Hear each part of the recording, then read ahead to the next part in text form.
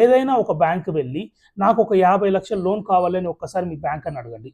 అసలు రియాలిటీలో MSME loans ఎంతమందికి అప్రూవ్ అవుతున్నాయి?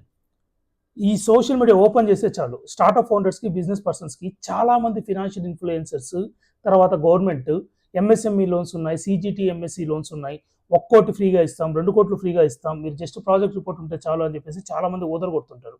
కానీ రియాలిటీలో మీ దగ్గర నిజంగా ఒక బిజినెస్ ప్లాన్ తీసుకొని ఏదైనా ఒక బ్యాంక్ వెళ్ళి నాకు ఒక 50 లక్షల లోన్ కావాలని ఒక్కసారి మీ బ్యాంక్ అని అడగండి. కొలాటరల్ ఉందా అని వెంటనే అడగకపోతే మళ్ళీ మాట్లాడండి. అసలు రియాలిటీలో ఎంఎస్ఎంఈ లోన్స్ ఎంతమందికి అప్రూవ్ అవుతున్నాయి? ఈ సోషల్ మీడియా ఓపెన్ చేస్తే చాలు స్టార్ట్అప్ ఫౌండర్స్కి, బిజినెస్ పర్సన్స్కి చాలామంది ఫినాన్షియల్ ఇన్ఫ్లుయెన్సర్స్, తర్వాత గవర్నమెంట్ ఎంఎస్ఎంఈ లోన్స్ ఉన్నాయి, సిజిటి ఎంఎస్ఈ లోన్స్ ఉన్నాయి, 1 కోటి ఫ్రీగా ఇస్తాం, 2 కోట్లు ఫ్రీగా ఇస్తాం, మీరు జస్ట్ ప్రాజెక్ట్ రిపోర్ట్ ఉంటే చాలు అని చెప్పేసి చాలామంది ఓదర కొడుతుంటారు. కానీ రియాలిటీలో మీ దగ్గర నిజంగా ఒక బిజినెస్ ప్లాన్ తీసుకొని ఏదైనా ఒక బ్యాంక్ వెళ్ళి నాకు ఒక 50 లక్షల లోన్ కావాలని ఒక్కసారి మీ బ్యాంక్ అని అడగండి. కొలాటరల్ ఉందా అని వెంటనే అడగకపోతే మళ్ళీ మాట్లాడండి.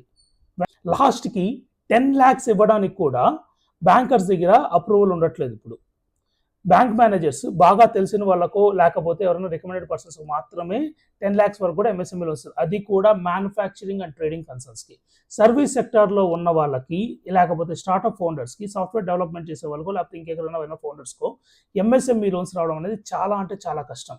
ఇది గ్రౌండ్ రియాలిటీ. గవర్నమెంట్ స్కీమ్స్ని ఇంప్లిమెంట్ చేయడం కాదు, దాని యొక్క గ్రౌండ్ రియాలిటీ బ్యాంకర్స్ అవన్నీ ఇంప్లిమెంట్ చేస్తున్నారో లేదని కంటిన్యూస్గా చూడాలి. ఎన్పిఎస్ పెరిగిపోతున్నాయంటే దానికి మెషర్స్ తీసుకోవాలి. కానీ రియల్ ఫౌండర్స్, రియల్ ప్లాన్స్ ఉన్న వాళ్ళకి స్కీమ్స్ ఇవ్వకపోవడం, లేకపోతే గవర్నమెంట్ లోన్స్ ఇవ్వకపోవడం ఎంతవరకు సమంజసం? ఊరికనే government make in India, startup India, చైనాతో కంపీట్ అవ్వాలి, యూఎస్తో కంపీట్ అవ్వాలి అనుకుంటే ఇలాంటి బేసిక్ లోన్స్ ఇవ్వకపోతే ఫౌండర్స్కి అసలు ఎలా సాధ్యమవుతుంది అనుకుంటున్నారు? మీ యొక్క వాల్యుబుల్ ఇన్ఫర్మేషన్ కూడా కమెంట్స్లో తెలియజేయండి. మీకు ఎట్లాంటి ఫేసెస్ ఏదైనా అయితే కూడా కమెంట్స్ చేయండి.